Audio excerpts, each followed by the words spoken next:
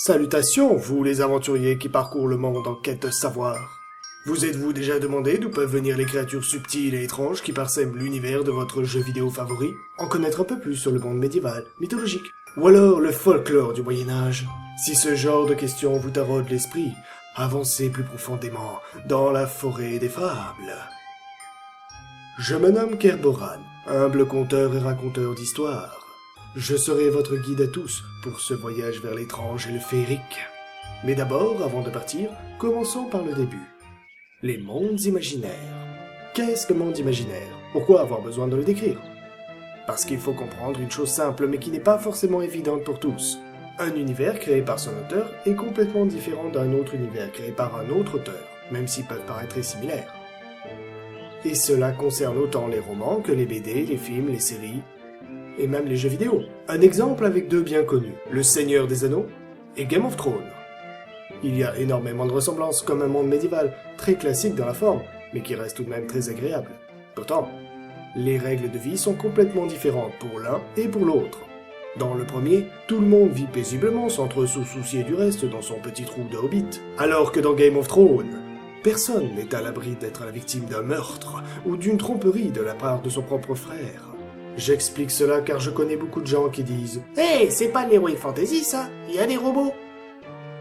« Hey, ça c'est de l'Heroic Fantasy, il y a des dragons, c'est évident !» Alors que c'est un peu plus compliqué que cela. Pour ce premier épisode, je vais vous parler, sans trop m'attarder sur le sujet, des 4 principaux genres de l'imaginaire. Le fantastique, la science-fiction, le merveilleux et l'Heroic Fantasy. Je vais m'efforcer d'être le plus clair possible et que ce soit profitable pour le maximum de gens. Laissez-moi donc vous parler, en premier lieu, de l'univers fantastique. Un univers décrit comme fantastique se base en premier lieu sur la réalité. Notre réalité pure et dure. Puis, on rajoute quelque chose d'étrange, surnaturel, difficile à expliquer, voire même impossible. Le héros, tout comme le lecteur, hésite sur ce que c'est vraiment. Est-ce extraterrestre? Magique? Mais attention, une réponse bien tranchée, et c'est toute la magie qui s'envole. Beaucoup d'auteurs utilisent donc ce voile mystérieux pour assuffer de l'angoisse, de la peur. En France, le premier d'entre eux se nomme Cazotte, avec le diable amoureux paru en 1772, ou assez vieux. Mais pour prendre un exemple un peu plus efficace, on peut prendre celui d'Orson Welles. 1935, il commence son travail pour des émissions de radio où il prêtait sa voix pour raconter des histoires, jusqu'au jour où il réalisa l'impensable. Le 31 octobre 1938, un journaliste interrompt le programme musical pour annoncer une bien triste nouvelle. Ladies and gentlemen, I have a grave announcement to make. Incredible as it may seem, both the observations of science and the evidence of our eyes lead to the inescapable assumption that those strange beings who landed in the Jersey farmlands tonight are the vanguard of an invading army from the planet Mars. Orson rappelle bien évidemment que c'est un jour d'Halloween, et que c'est surtout une blague. Pour revenir sur le fantastique, on va parler des sous-genres. Il en existe 3. L'horreur gothique. L'horreur gothique est la forme la plus classique du fantastique, se concentrant essentiellement sur les sentiments et la perception. Un très bon exemple serait les creepypasta. Si on y réfléchit bien, ils en présentent toutes les caractéristiques. Et puis, tu as toujours cette sensation bizarre à la fin, après en avoir lu. Et qui serais-je pour ne pas parler des œuvres de Lovecraft? Démons et merveilles étant un livre que je conseille pour toute personne qui commence à s'intéresser aux personnages. Mais sache, petit homme, que Lovecraft joue avec l'esprit des gens comme un chat avec une pelote de laine. Et que durant son existence, cet homme a persuadé des milliers de gens que des livres capables de ressusciter les gens existent réellement. Et que la Bibliothèque nationale de France possède un exemplaire. Oui. Oui, c'est vrai, oui. Alors que vous savez très bien que ça n'existe pas. L'horreur splatterpunk. Le splatterpunk est une chose très peu connue pour une raison très simple. On délaisse l'angoisse et la peur pour laisser place à l'éviscération, la folie et à la torture gratuite. Les scènes de violence sont crues, les personnages sont asociaux, déjantés, psychopathes. Malgré tous les films d'horreur que j'ai vus, le seul exemple qui est digne du splatterpunk, c'est Hellraiser. Je n'en parlerai pas pour des raisons évidentes. La métamorphose. Littéralement, on transforme un humain ou une bête en quelque chose de pas très normal. Jusque-là, pas très compliqué. Sauf que là, on parle de la véritable nature de l'homme. Une bête froide, assoiffée de sang, répondant uniquement à des besoins primitifs. L'île du docteur Moreau de H.G. Wells qui fait la référence sur le sujet, mais aussi l'étrange cas du docteur Jekyll et de Mr. Hyde qui explique assez bien le concept. Et on a donc fini avec le fantastique. Parlons plutôt science-fiction. La science-fiction, comme tout le monde le sait, c'est de la science et de la fiction, mais aussi une vision du futur. Mais pas que. C'est une vision de ce que pourrait être notre technologie dans 50 ans par exemple. L'innovation de ce que l'on connaît déjà mais qui n'est pas possible maintenant. Mais il y a aussi les conséquences d'avoir ce genre de choses. Un changement aussi énorme dans une population peut avoir autant d'avantages que de défauts. L'un des plus grands auteurs de science-fiction a dit un jour: La science-fiction, ce n'est pas que des rêves mis par écrit. La science-fiction est constituée des espoirs, des rêves et des craintes d'une société fondée sur la technologie. En gros, c'est ce qui peut arriver un jour. Hey, vous savez que Star Trek a inspiré bon nombre de chercheurs?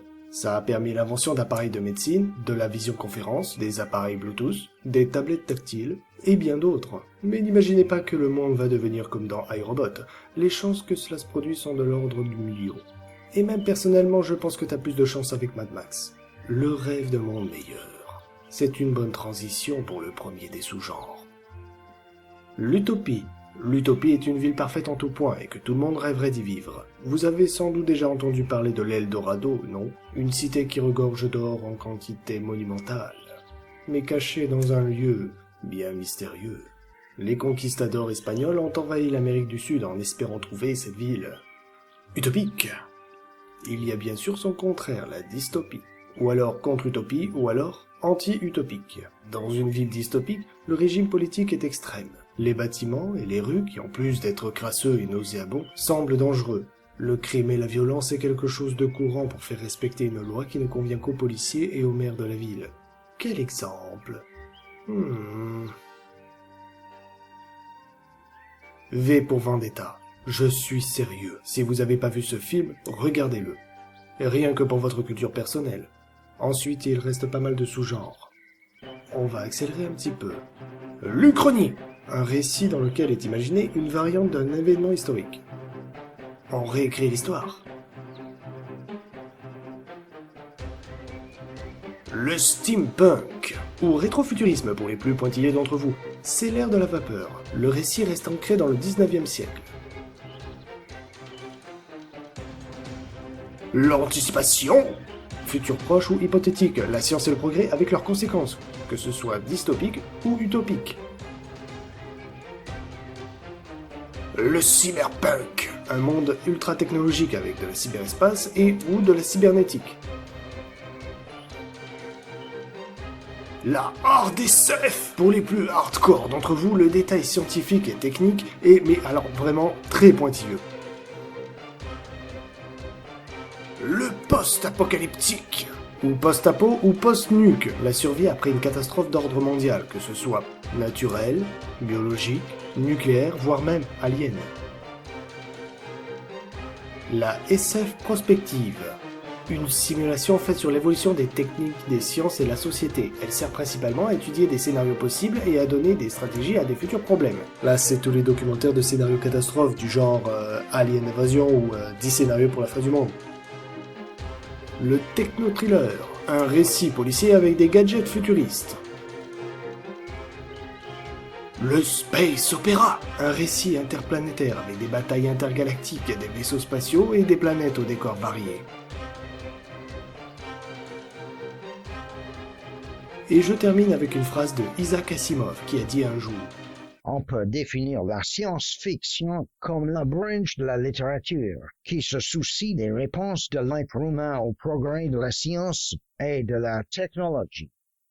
S'ensuit donc le 3e chapitre, le merveilleux. Il était une fois un récit qui était source de rêve et d'espoir pour chacun. Raconté de père en fils pendant de nombreux siècles, il continue encore à émerveiller les plus jeunes d'entre nous en insufflant de la vie à des légendes, comme le petit chaperon rouge, mais aussi le tout-puissant Hercule, ou même Arthur et sa fidèle épée, Excalibur. Vous l'aurez sans doute compris, le merveilleux est la forme la plus ancienne de la littérature. Bien avant l'invention du papier, il est à la source de toutes les littératures de l'imaginaire. Cela s'adresse aux enfants, mais cela ne veut pas dire faisant croire à chacun que même un simple homme pouvait se dresser face à une justice corrompue, qu'une créature aussi effroyable qu'un dragon pouvait être vaincue avec un peu d'intelligence et de ruse. C'est ce que l'on appelle la morale. Et ce n'est pas uniquement réservé aux enfants. Mais toutes les histoires ne possèdent pas forcément de morale. Dans les deux cas, ces histoires consistent à faire rêver un univers magique et féerique. Un univers magique et féerique. Une morale. Tu veux bien sûr parler de la fable. La fable est un récit très court, plutôt en vers, avec une morale et utilisant des animaux, plantes et même des objets pour faire des personnages.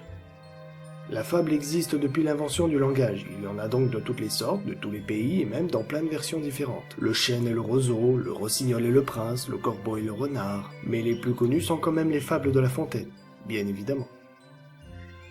On continue avec le conte de fées. Le conte de fées est la forme la plus classique. C'est une histoire féerique avec du surnaturel et de la magie. Comparé à la fable, il n'y a pas besoin de savoir jouer avec les mots pour faire un conte de fées. Avec un peu d'imagination et de pratique, tout le monde peut s'improviser conteur d'histoire et faire de véritables contes. Et ça, c'est bien. Mais si vous cherchez un peu dans les origines, le conte de fées n'a rien à envier au roman fantastique. Je vous préviens, petits enfants, personnes sensibles et fans de Disney. Je vous conseille fortement de passer votre chemin. Ça pourrait vous traumatiser à vie. Vous savez que l'histoire de Blanche-Neige est peut-être vraie? Blanche-Neige serait en réalité la fille du comte de Waldeck, Margaretha von Waldeck. La totalité de l'histoire semble correspondre, mais la fin s'arrête à la partie de l'empoisonnement. C'est triste. Mais le plus triste, c'est pour les 7 nains. Hey, ils ont réellement existé! Mais c'était pas des nains. C'étaient des enfants sous-alimentés et vieillis par le travail dans les mines de fer. C'est encore plus triste! Bref, ce n'est pas le genre d'histoire à raconter à des enfants de 3 ans, non? Alors dans ce cas-là, il serait plus envisageable de regarder les classiques des contes comme ceux de Charles Perrault, les frères Grimm ou Andersen. Mais ne nous attardons pas là-dessus car il reste encore la légende. Dans une légende, les faits sont réels.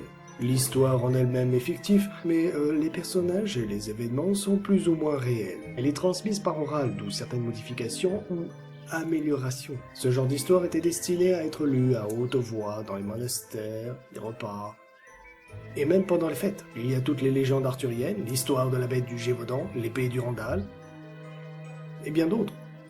Et on passe aux mythes.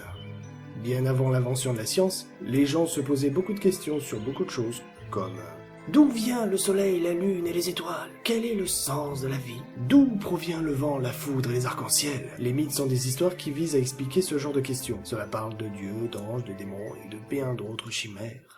Vois-tu, petit homme, la création du monde, la lune et le soleil furent placés sur des chars. De loups, Skoll et Hati poursuivirent alors les astres. Ce sera lorsque les loups attraperont leur proie que ce sera le Ragnarok, la fin du monde. De cela découle la mythologie, un ensemble de mythes appartenant à une civilisation en particulier. Une grosse partie des créatures de jeux vidéo viennent directement des mythes, comme par exemple les nains, les géants et les drogres, qui ont pour origine la mythologie scandinave. Mais il se pourrait que j'en parle avec un peu plus de précision par la suite. Pour le moment, parlons de l'épopée. L'histoire est sous la forme d'un long poème d'aventure héroïque, où une personne extraordinaire deviendra un héros. Un exemple pour tous. L'histoire est donc centrée sur la figure du héros. Il est toujours doté d'une certaine influence magique, s'affirmant le plus souvent au travers de multiples épreuves où il triomphe d'adversaires monstrueux et perfides tels que Ulysse contre le Cyclope ou Beowulf face à Grendel. Comparé à la légende, absolument rien n'est réel. Les lieux le sont peut-être, mais pas les personnages. Passons donc à la parabole. La parabole étant principalement un récit allégorique. Habituellement assez bref, la parabole est une forme littéraire par laquelle l'homme sage provoque l'apprenti à la réflexion. Il le provoque pour trouver en lui-même solution à ses questions. L'homme sage fait donc une comparaison pour montrer quelque chose qu'il ne peut dire directement, mais qu'il peut faire comprendre en racontant une histoire. Un insensé va trouver Bouddha et l'injuria. Quand l'autre eut fini de l'insulter, il lui demanda. Mon fils, si un homme refusait un présent, à qui appartiendrait le présent? L'autre répondit, à celui qui voulut l'offrir. Tu m'as insulté, mais je refuse ton insulte, et celle-ci te revient. Ne va-t-il pas être une source d'infortune pour toi? L'insensé s'en retrouva confus et s'éloigna, mais il revient se réfugier auprès de Bouddha. C'est le principe de la parabole. C'est donc dans la littérature chrétienne et bouddhique qu'il faudra se plonger pour espérer en trouver d'autres. Et on finit avec la saga. Déjà, que veut dire ce mot? Saga. C'est un mot islandais qui veut dire histoire, mais pourquoi ce mot en particulier? Parce que les Vikings savaient gérer comme des dieux quand il fallait parler d'exploration et de combats épiques? Oui. Au niveau de la forme d'écriture, c'est des récits en prose, c'est-à-dire pas de rimes, pas de strophes, pas de vers, des phrases simples, des verbes d'action, pas d'adjectifs ou d'adverbes, et s'il y en a, c'est uniquement à titre informatif. Avec une économie extrême de moyens, il n'y a aucune fioriture. Ce qui compte, c'est la substance narrative pure. Exemple, on ne dit pas « il avait une superbe épée qui lui venait de son grand-père bien-aimé », mais plutôt « il avait une épée. C'était une bonne arme. Elle lui venait de son grand-père. » C'est concis, ferme, clair et simple. Ce genre d'histoire parle de la vie d'un personnage important, et peu importe s'il était roi ou paysan, l'histoire parle de tout ce qu'il a fait de sa naissance à sa mort, en insistant bien évidemment sur les temps forts. Il n'est pas nécessairement question d'héroïsme ni de hache dans ta face. C'est l'humain, avec un grand H, dressé face à son destin et au choix à prendre, qui est important.